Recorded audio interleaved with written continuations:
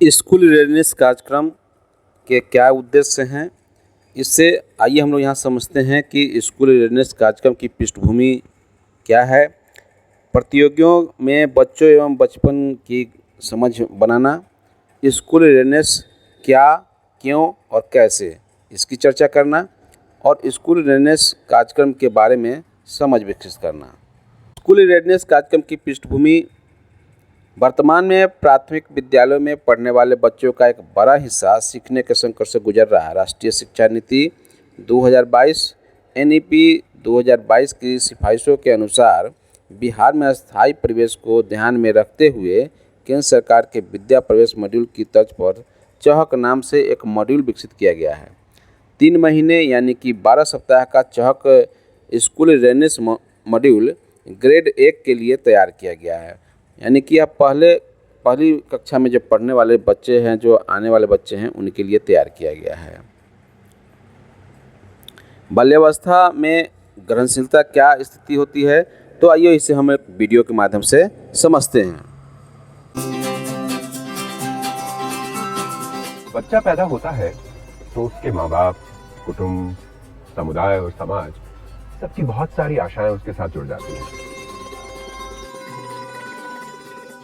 स्वस्थ होगा, लंबी आयु जिएगा, एक अच्छा बेटा, भाई, पिता, पति, दोस्त, सहकर्मी, मार्गदर्शक बनेगा, समाज को सुंदर और सुलझा हुआ बनाने में हाथ बटाएगा, होशियार, बुद्धिमान और ज्ञानी माना जाएगा, खुद भी सफल होगा, औरों को भी सफल बना सकेगा।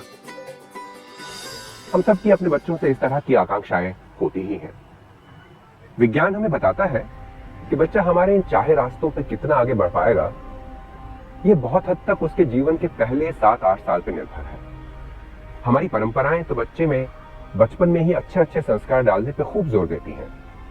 अब विज्ञान भी ये कहने लगा है कि जिस बच्चे को 6 मास की उम्र में बहुत सारा दुलार, प्यार भरा स्पर्श और सुरक्षा का आभास नहीं मिलता, वो 25 साल की उम्र में किसी को प्यार देने में कठिनाई महसूस करता है। जिसे 2 साल की उम्र में और बच्चों के साथ मिलने खेलने का अवसर नहीं मिलता, उसे 40 साल की उम्र में औरों के साथ मिलकर काम करने में मुश्किल होती है। जिस बच्चे को 6-7 साल की उम्र में नई नई चीजों के बारे में सोचने, चुनौतियां स्वीकारने और मुश्किल गुत्थियां सुलझाने की आदत न पड़ी हो, उसके लिए बड़ा होकर भी ऐसे काम ठीक से करना एक बड़ी मुश्किल बन जाता है।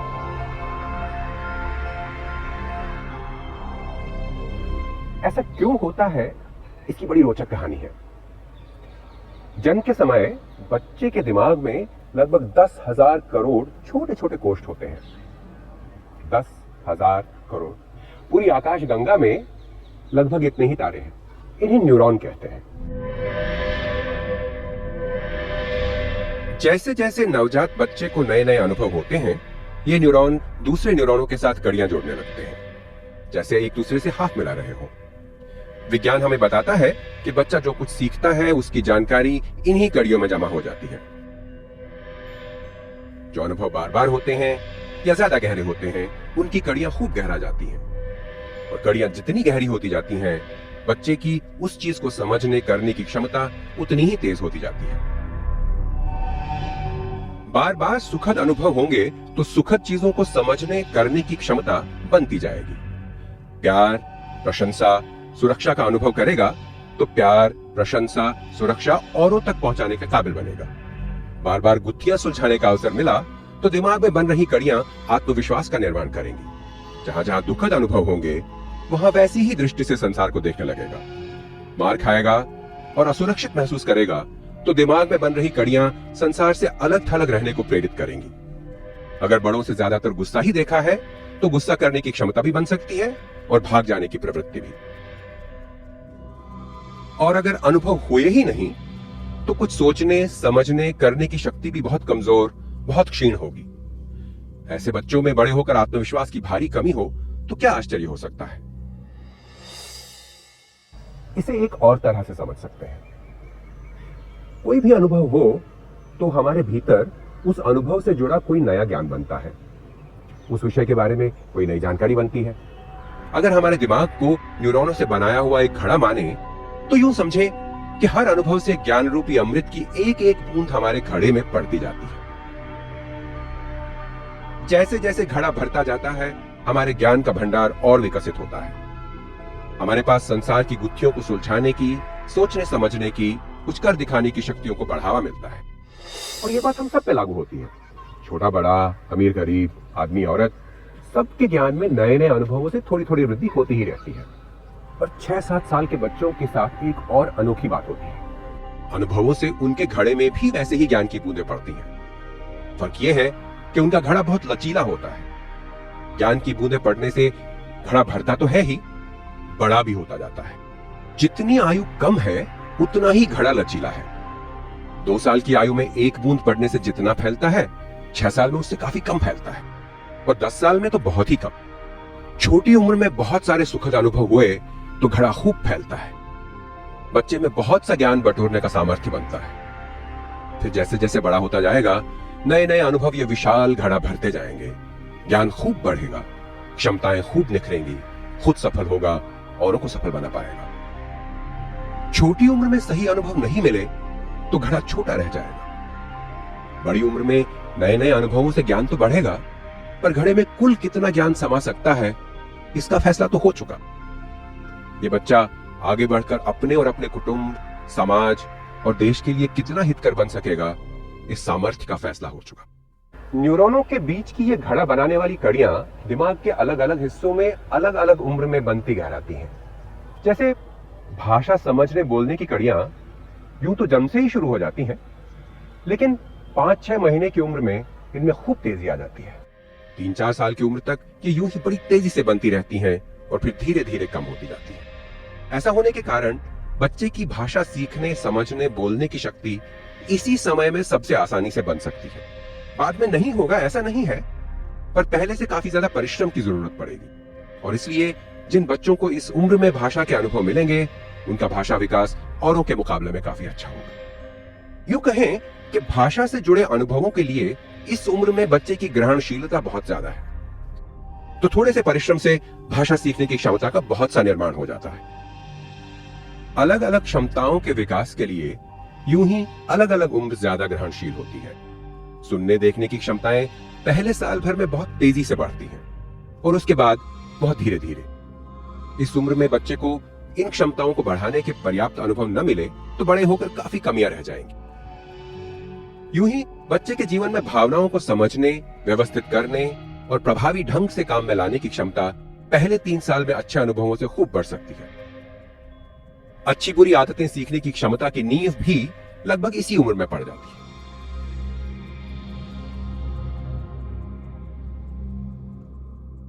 इन क्षमताओं के मुकाबले दूसरे लोगों से रिश्ते बनाने की क्षमता का निर्माण थोड़ी देर से शुरू होता है। 2-2.5 साल की उम्र से 6-7 साल की उम्र तक जिन बच्चों को और बच्चों और बड़ों का प्यार भरा सहवास मिलता है, उनके रिश्ते बनाने की, औरों से मिलकर काम करने की, लोगों को मार्गदर्शन देने की क्षमताओं की नींव खूब मजबूत होती है। बुद्धि के इस्तेमाल से बच्चा संसार के बारे में सोचता है, अलग अलग धारणाएं बनाता है, मुश्किलों को सुलझाने के गुर ढूंढता है। इन क्षमताओं की नींव 3 से 7-8 साल तक बनती है। इस उम्र में इन क्षमताओं के विकास के अनुभव मिले तो खूब ग्रहणशील होगा, खूब बुद्धि का विकास होगा, खूब आगे जाकर नई नई चीजें सीख पाएगा। इन सब क्षमताओं के विकास की इन प्रक्रियाओं को एक साथ देखें तो यह साफ हो जाता है कि अलग अलग क्षमताएं बनने की भले अलग अलग समय सारणी हो, पर हर उम्र में कई सारी क्षमताओं का विकास होता रहता है। इसलिए यह जरूरी है कि बच्चों को मिलने वाले अनुभव अनेक तरह के विकासों में हाथ बटाते रहें। बच्चों के पूर्ण विकास के लिए उनके आसपास की दुनिया ही काफी है। इसके लिए बहुत से पैसों, किसी खास भवन, किसी विशेष तरह के खिलौनों की जरूरत नहीं पड़ती। घर, आंगनवाड़ी के आसपास आसानी से मिलने वाले अनुभव उनके लिए खूब सिखाने का काम करते हैं। बच्चे अपने आसपास की चीजों को खिलौनों का रूप देते हैं। आसपास के बच्चों से, आसपास के बड़ों से प्यार से मिलते जुलते, खेलते कूदते हैं, अपनी राह में आई अड़चनों को दूर करते हैं, झगड़े निपटाते हैं, तो खूब विकास होता है। छोटी उम्र में बच्चों की ग्रहणशीलता पर आज ये चर्चा की, तो आशा है कि आप उनके विकास की प्रक्रिया को और अच्छी तरह समझकर उसे खूब बढ़ावा देंगे। आपका मार्ग खूब प्रशस्त हो। बच्चों के अनुभव उनके न्यूरॉन में जमा होते हैं। इससे भी व्यक्ति का विकास होता है। 7 साल तक नई बात सोचने, चुनौतियां स्वीकारने, गुत्थियां सुलझाने का मौका नहीं मिलता तो बड़े होने के बाद चैलेंज नहीं ले पाता। आत्मविश्वास की कमी रह जाती है। प्यार, प्रशंसा एवं सुरक्षा का अनुभव मिलने पर वे बड़े होकर इसे दूसरे में बांटेंगे।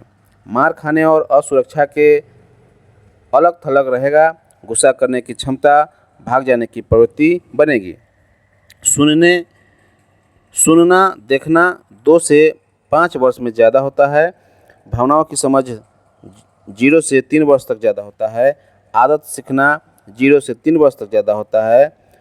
प्रतीक चिन्हों को अनुभव करने में 0 से 4 वर्ष तक में ज़्यादा होता है। भाषा विकास 0 से 5 वर्ष तक ज़्यादा होता है। संख्या की समझ भी आपको देखिएगा तो 2 से 6 वर्ष तक ज़्यादा होता है। रिश्ते बनाना 2 से 7 वर्ष के दौरान ज़्यादा होता है। कम उम्र में हुए अनुभव अधिक उम्र होने वाले अनुभव से ज़्यादा प्रभावकारी होते हैं। 7 से 8 साल तक के अनुभव ही बच्चों के व्यक्तित्व एवं क्षमताओं का निर्माण करते हैं। दिमाग का विकास कम उम्र में ज़्यादा तेज़ी से होता है। कम उम्र के बच्चों के साथ सकारात्मक व्यवहार आवश्यक है।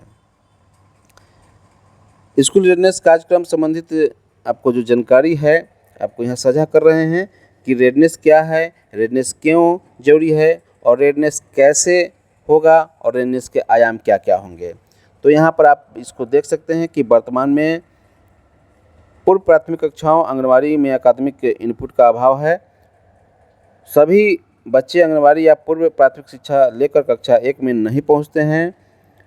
कक्षा 1 में पहुंचने से पूर्व बच्चों का स्तर सुनिश्चित करने के लिए कक्षा 1 के बच्चों की तैयारी 10 तक की संख्या, एक क्रम में घटनाओं, संख्या, वस्तुओं, आकृति, घटनाओं को व्यवस्थित करना, अक्षर एवं बिना मात्रा वाले 2 अक्षर वाले शब्दों को समझ गतिविधि के माध्यम से बच्चों को तैयार करना, 3 महीने यानी कि 12 सप्ताह का कार्यक्रम।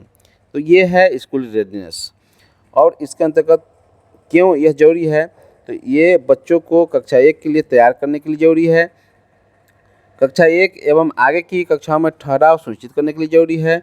उपस्थिति में सुधार, उपलब्धि स्तर में सुधार के लिए जरूरी है। कुशल एवं चिंतनशील मानव बल का निर्माण करने के लिए ये जरूरी है।